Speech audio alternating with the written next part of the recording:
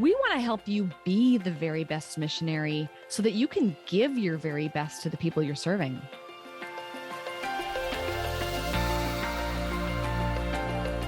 What makes this podcast unique is it's done by missionaries for missionaries. How can we take timeless principles and apply them to our lives as missionaries? That's really our heart behind this.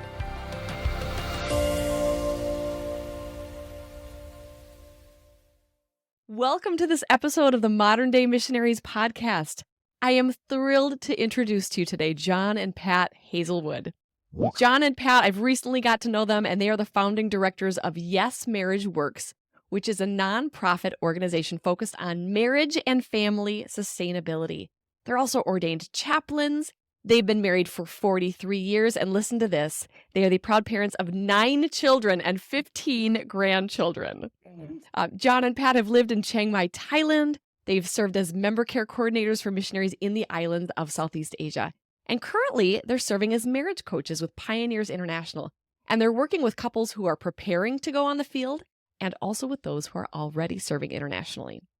And I am thrilled to be talking to them today because I think marriage is such an important thing to talk about on the mission field. We were just saying beforehand, John and Pat, marriage is not easy anywhere in the world, but when you add mission field to it, it's a whole nother layer of complexity and also opportunity. Yeah. So we're going to be talking about the unexpected ways spouses change on the field, the good, the ugly, the neutral, how all those changes happen, how to grow through those, and how to stay connected. But first, you've got to meet John and Pat. So John and Pat, I've got some questions for you that I did not send you beforehand. Really easy ones, so everybody can get to know you. Let's study for this one. All right, you got this. Okay, listen to how easy this is. Are either of you morning persons or night people, I should say? Morning people, night people. We're opposites. Opposite. I'm the morning person. That's how I am. I'm the night owl. And she's the night owl. Yeah. Really? And look at 43 years and making it work. Yep. That's right. But we knew how to switch gears.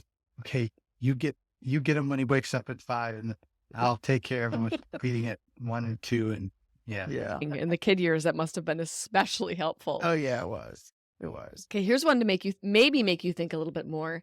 Do you guys have a couple song? Yeah, we're instead of foodies. Well, he's a foodie, but we're music. We love listening to worship music. So I don't know if there's really a favorite. It flows. It different seasons. It flows. So she's out running errands yesterday, and comes back. You got to hear the song. Yeah. And she's up there trying to figure out doing the stuff. I said, well, just do this. Now the song's playing. Yeah. She figures it out really So quickly. she's up there dancing and doing worship. And I think 2 weeks ago, there was a song that just like both hit us right between the eyes. And, oh man, this is good. So we'll play it 3 or 4 times and put it on our playlist. And now we find something new. Okay, here's a fun one. John, what is one thing we should know about Pat? And Pat, what is one thing we should know about John?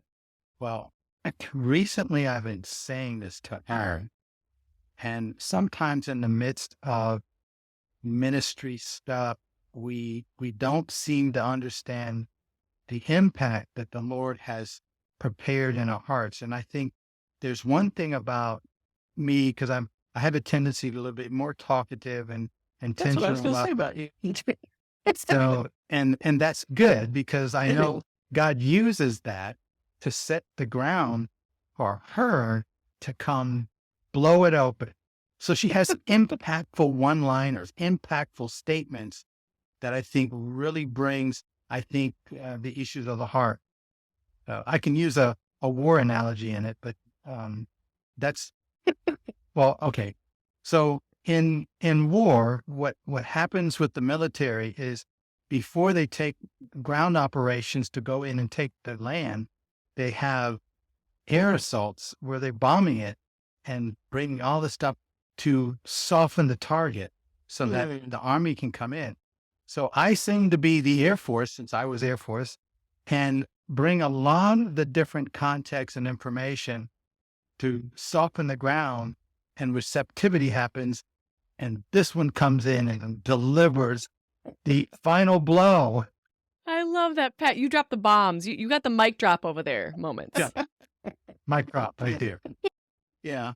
Yeah. That's true. Yeah. And I love the way that, we work as far as, he's more technical, I'm like my office is upstairs, his is downstairs, right? So I'm upstairs, I'm like, John, and it's usually something I can't figure out on the computer. And sure enough, he comes all the way up and it's just one little, well, just do this and just one little thing. But he's just so gracious about it because that's just something that he knows how to do. He's good at it. And I don't have any problem asking for help. So it works out really well. It sounds like you two have such different skill sets and even different Mhm. personalities, but you've learned to really take advantage of Yeah. get the best out of each other. Yeah, I think Oh, we that's so really great. learned that when we began to understand how God operates through us and his purpose in putting us together as a couple, that we each possess a piece of him, and so that's what's coming out, those gifts and talents that we each have, they're blended together, so that we can be effective in whatever we do. I love it. Okay, we'll end on a really easy one. What is one book that you're either reading right now or that you've read recently that had an impact on you? The one we're reading right now. The all of God. Oh, Yeah, it's called The All of The God. all of God. yeah, it sounds great. I'd love for the two of you to share how you got involved with missions. It was a journey, I think, that really kind of began to move us closer. We've been doing short-term mission works to Kenya. And we had I guess a lull in the mission stuff for years. I think the last time we were in Kenya, she was pregnant with our youngest daughter, like 7 months. So Wow. you went- You went on a mission trip 7 months pregnant to I feel Kenya. it. Yep. Oh my word, Pat. I know. That's amazing. I know. Yeah. it was really neat. A lot of different dynamics going on, but out of the blue, we were talking with a pastor, meeting with them, and he sat down and said, "Would you like to go to Kenya and do the marriage piece of my conference?" And we looked at each other and said, "Yeah."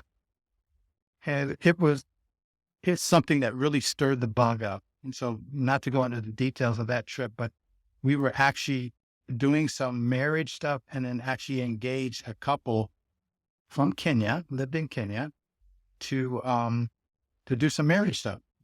And that's the first time they asked us, "Would you come and stay for a year? Because we really need this." And our head was spinning ever since then. And so we began to pursue that and made a connection and stayed. And next thing you know, we go to Perspectives and we couldn't get enough of Perspective. So we went again and did it back to back. There were two sessions, 2 years, and then get this random invitation to come explore at Pioneers. And so we did that, and our heart was all ready because we said, Ready. We were ready. we were ready. Yeah. And we were so ready. we We just didn't know how. we just had no idea. And I think that the interesting part to that too is how marriage fit in. Because when we were doing marriage things for probably the last 35 years. And it was always a passion, but this became a passion, this whole thing with missions. And we really like, okay, Lord, what are you doing? How do we blend these two passions together? And so that's when he began to show us that, this is something that is much needed on the field. And it was a no-brainer for us. This is what we need to do. And the more we did that and found out, hey, this is so needed, we started kind of working in. When Pioneers got a look at our profile, he said, well, we got somebody that needs what you have. And so when they connected us with the regional leader there, we talked to him on the phone a couple of times, got a video messages and said, well, you need to come visit here. Well, we don't need to visit.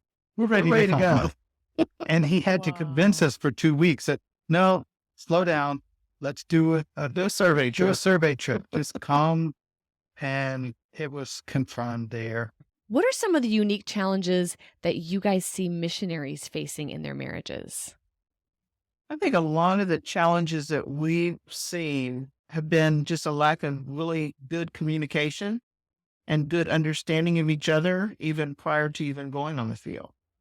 And by that, I mean, it's one thing to know a person. Yes, you've married them, know them pretty well, but when they aren't quite adapting to a particular situation, do you know what to do? Do you know what to say? How can you help them? Do you know what their needs are in those situations? And it changes. It's very different overseas versus, living in the States. Yeah. How do we adapt to change? Sometimes we've only been experiencing our relationship in the same city, usually right there in the same community. Same culture. And then we move into a whole new area and things are so different, and we adapt differently. So be able to understand and appreciate those differences and be supportive in those differences. It's really, really important. And that's one of the biggest struggles that I've seen in a lot of couples. One of the things that I think we've, and I want to be careful here, not to make a condemning statement within the Christian community, but I think there's a reality check that we need to really address. One of the first things that we talk with couples about is their spiritual connection, their spiritual unity. Over the years, the amount of times we spend with couples and ask simple questions. Do you pray together? And a lot of folks have to think about that for a minute. And I'm not trying to bring this a ritualistic that every day you wake up and you have prayer together. Well, some couples do, some couples don't. Doesn't mean if you don't, that's wrong. Mm-hmm. But there's a spiritual unity that couples need to come to grips with when it says, what is your shared spiritual life? When one is talking about either their theological bent or their understanding about scripture, how is healthy conversations around what you heard together? What is God speaking? And so we love one of the things that we talk with couples and said, how does God speak to you? Mm-hmm. And they have these two different dynamics about, well, God speaks to me when this, or God speaks. I like to be out in the wilderness and, feel God's presence. Yeah. And just little things like that. So how are you supporting each other in how you really connect to God? Connect to God. And yeah. it's huge when it comes to uniting together and understanding purpose together. When we talk with missionary couples who one is very bent and passionate, the other one is just going along, and those dynamics don't necessarily jive for the long term. And so spiritual connection, spiritual unity, their communication, understanding each other, those are huge that we help couples develop in the beginning of their journey. And as we weave into that change, change is absolutely inevitable in any person's life, in any marriage, and then especially add to that the mission field, where change is happening at a rapid, accelerated pace and on a more frequent basis, I would say. But how can we do our best as a marriage to ensure that healthy change is bringing us together and not driving us apart? Mm-hmm. I think a big part of that is understanding where those frustrations are coming from. If you're frustrated, is it something that's going on within the marriage, or is it really something that's going on around the marriage? What Good are we question. experiencing? Is it this atmosphere? Is it, because you can go outside here and, just enjoy a nice walk around the block. In country that you're living in, you may not be able to do that. And maybe that was something that you were used to doing. So it could be something very small that you're unable to do now, and it will change your whole perception about your spouse even. Yeah. So a lot of times we're connecting things to our spouse that really aren't an issue between us. It's really something that's going on around us. It's something that we just haven't been able to adjust to. So I can look at just simple scriptures that we've read and we understand. And so when God puts us in the midst of the fire and dynamics, it says, God has worked all things together for the good for those that are called according to his purpose. Well, sometimes we're challenged to live that. Mm-hmm. Sometimes, okay, well, God, I don't want to be here in Lebanon and bombs are coming across and, local real context right now is, well, We're talking with folks that are in the midst of the fire. Hey, they're persecuting people over here and we're right here. Wow, did I make a mistake to be here? No, God has called us for a particular purpose. And when we can distinguish the dynamics around us and say, no, wait a minute. When we're so excited when we talk to these young couples with married less than 5 years and sometimes with and without babies. And they literally look you in the eyes as we know we're supposed to go here to take the gospel to this people. And it is so awesome to hear the passion of God deposited in both of them. Mhm. And they don't know what they don't know. And a couple been on the field for 20, 30 years now look at that and say, yeah, they don't know what they're in for. And that's okay because they're moving in the direction God's called them in. But then they just need to realize that, okay, we're here. Somebody needs to speak life that says, yeah, you made the right decision. It's okay. Yeah. And then they can distinguish, like Pat said, the environment around you is going to attack you big time. So we keep this together, you'll be fine. Yeah. And what happens when we experience some of those internal changes? Like, I'll give you an example. Let's say a couple goes on the field. Because as you mentioned, Pat, like those external changes certainly can have an impact on you. And so you've got maybe a spouse who has been a quieter person, and all of a sudden they're coming into their own and they're starting to develop and use gifts. And maybe, previously they were quieter and now they're being pulled.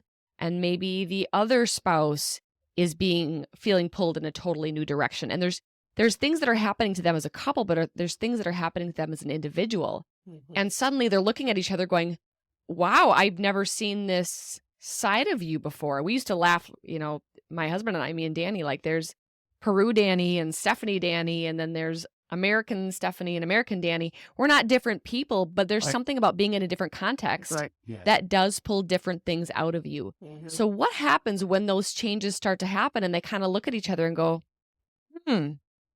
this is different. Yeah. I'm not sure if I like this or not. Maybe, maybe not. Right. I don't know. Mhm. So we go back to the root. Okay. Who's the author and finish of our faith? Who's actually working in and around us and through us? And so if we're able to look at each other from the perspective that, okay, we've been talking about how God is stirring up things in you. And now if we can keep a tab on that, it's not a big surprise because now God has the ability. I know for a fact that some things that I have that I've seen that I need to really relate to her. I learned years ago that sometimes I don't know if I can do this correctly, gracefully, and everything else. And as I pray, God tells her. He told her when I was looking at, man, we've got 2 kids and we're babysitting, paying for babysitter, and you've got this job. I don't think this is going to work out. But when she prayed and asked the Lord about it, he turned her heart to say, John, I can't do this. I miss my first baby's walk. Somebody else is watching that. This is not working. And I was praying that I think that's what we need to do. But he spoke to her about that and we came together on it. And so sometimes we got to trust the Lord to bring us the revelation of what's going on with each other and really lean into that. And sometimes it's difficult, but sometimes we just have to trust God for that. And I think I go back to the spiritual connection, the spiritual unity that says when you wake up, wait a minute, who are you? Well, that means there's a whole lot of time that's been not connection being made. Yeah. Prayer is such a critical component in that. Sometimes we take so much responsibility for feeling like we need to help our spouse understand or figure it all out, when really God's got a much better plan than we ever could have, and he will be the one who will whisper to our spouse's heart. So that's so good.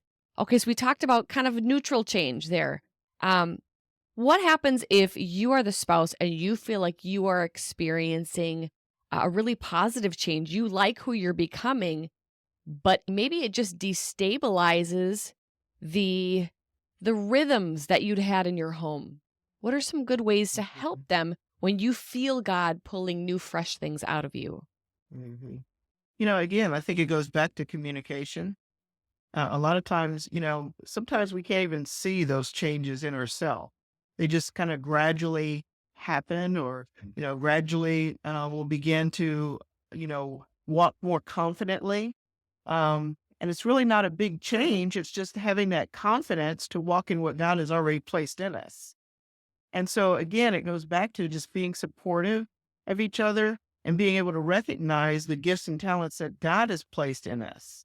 And so to be able to, encourage each other in that, and, not just recognize that, wow, you're different. What's going on?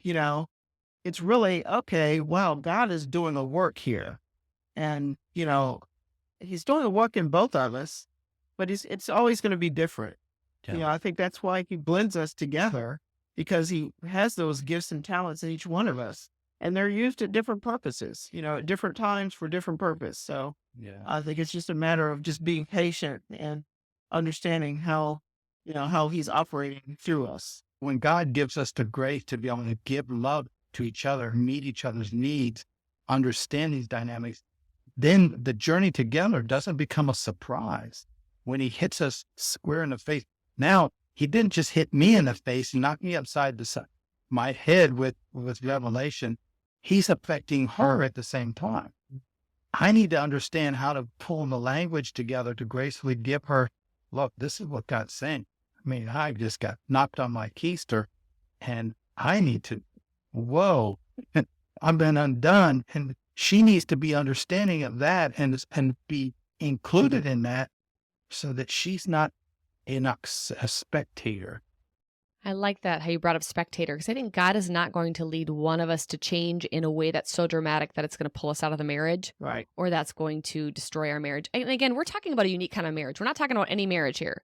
We're talking about a marriage on the mission field, a marriage where the two of you are sold out to God and have dedicated your lives to serving. It doesn't mean that you're perfect people by any means, Right. or you're more holy than anybody, but there is an assumption here that we are plugged in and serving the Lord. Yeah. And so for that person who might be feeling like, oh, I'm experiencing this amazing change, look at me, look at who I'm becoming, it might be an awesome thing, but it might not. So it's probably good to have some other people in your life and be listening to what your spouse is saying, and having some mentors who might be saying, yes, this is good and healthy change. How can you experience this together as a couple? Or somebody who says, whoa, I think you're kind of going off way over here right now and leaving your family in the dust. And is that really the Lord?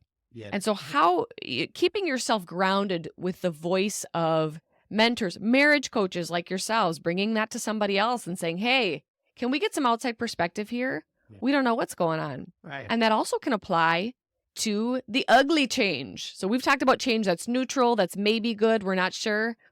But sometimes there's just change that's just ugly, that's not good. Mhm. It could be a spouse going off and starting to have an emotional affair with somebody else, or forgetting about their family, like we just mentioned, and leaving them in the dust. Or what are some of the other things that you guys have seen happen with marriages that have really negatively impacted them on the mission field?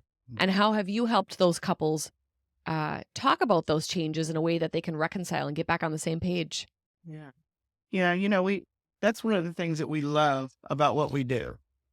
Because, like you said, it's so important to have someone else to really talk through different situations with the good, the bad, and of course the ugly. And the ugly is the part that's most difficult for couples. A lot of times it's hidden. They're not sure who to talk to. Wow, I can't talk to my church back home. I might lose support. They might tell me I have to come home. Oh, I don't, I don't want to tell anyone on my team. I don't want them, So it's a very hidden, and which is a very, it produces a lot of anxiety in people And guilt. and guilt. Yeah. As a result of not being able to share. And so that's one of the things that we love about what we do, as far as being able to reach out to couples and just be that third party.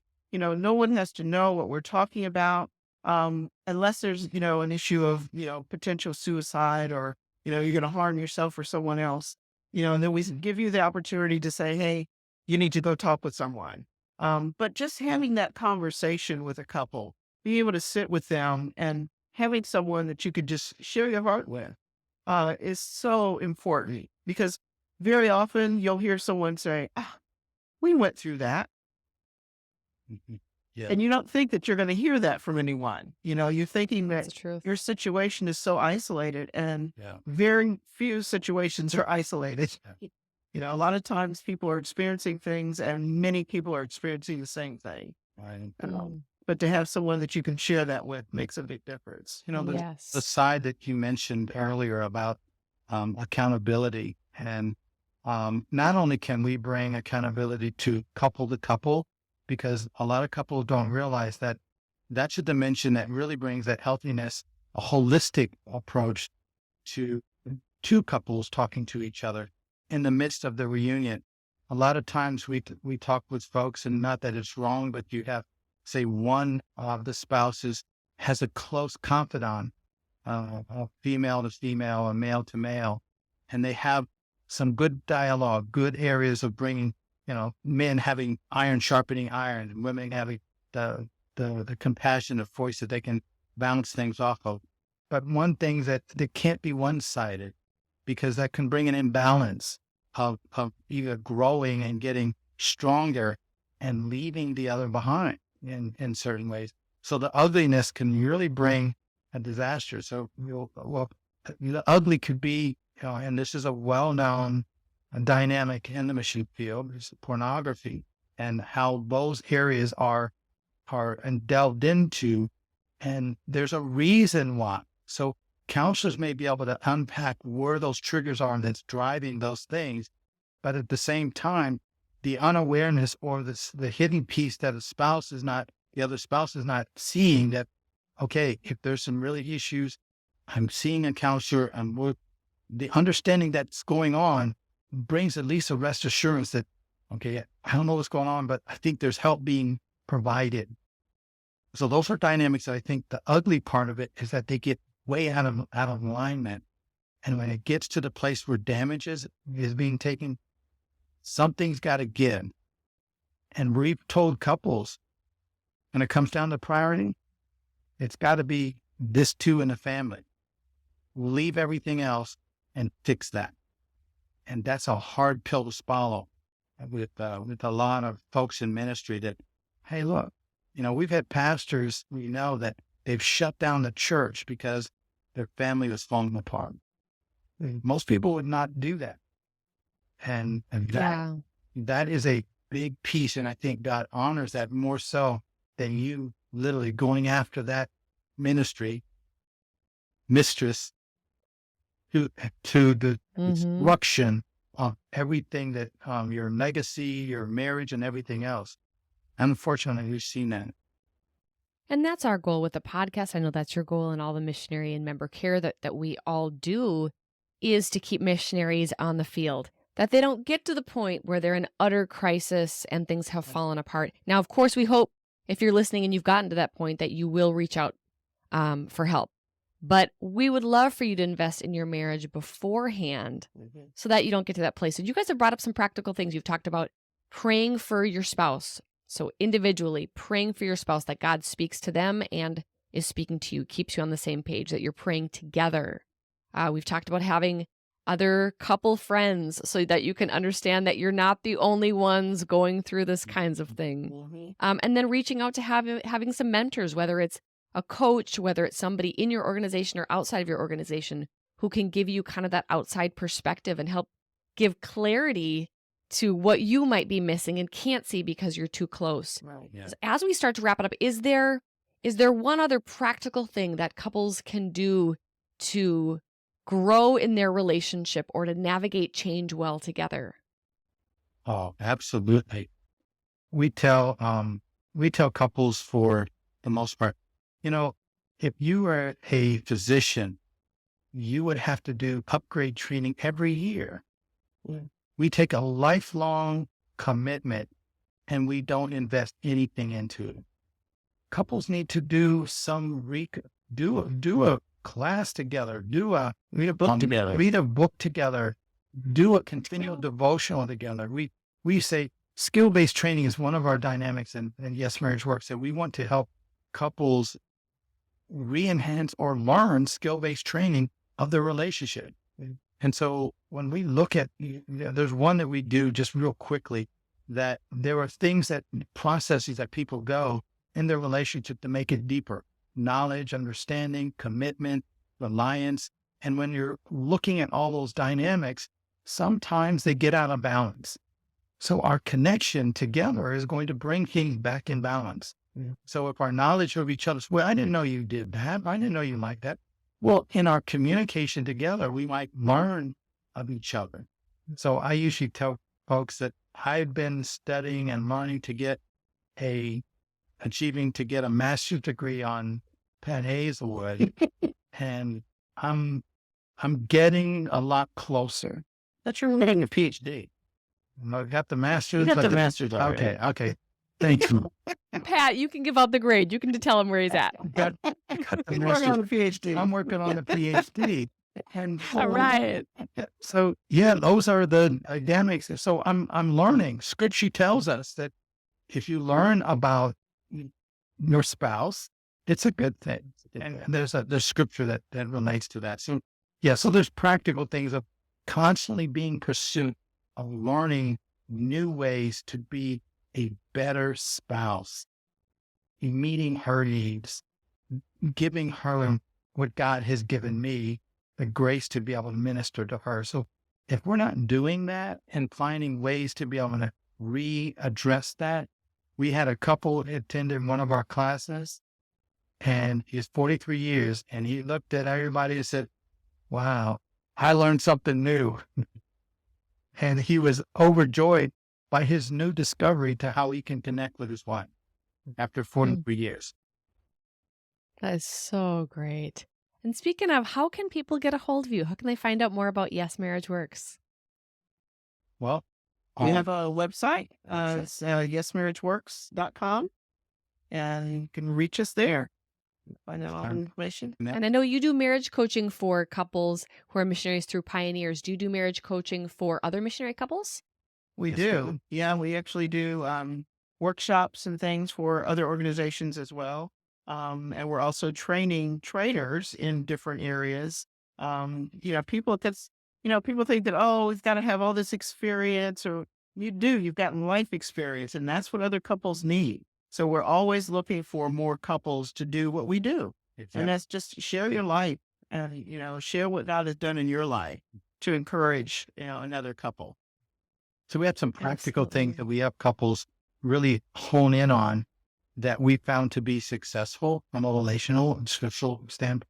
So we help basically empower that in the process. And so, when we have connections, say, look, get on our calendar, go to our website. You can connect with us. We'll set up a meeting, just a 30-minute meeting, 30, 40 minute, and just to get to know and see where God would have a new opportunity to share and support. So appreciate what the two of you do for missionaries and missionary marriages worldwide. So you guys are a blessing, and thank you for taking the time to share with us all today. Thank you, Thanks for Stephanie. It's having been us, Stephanie. awesome. So thanks for joining us for everybody else, and we will look forward to seeing you on our next episode.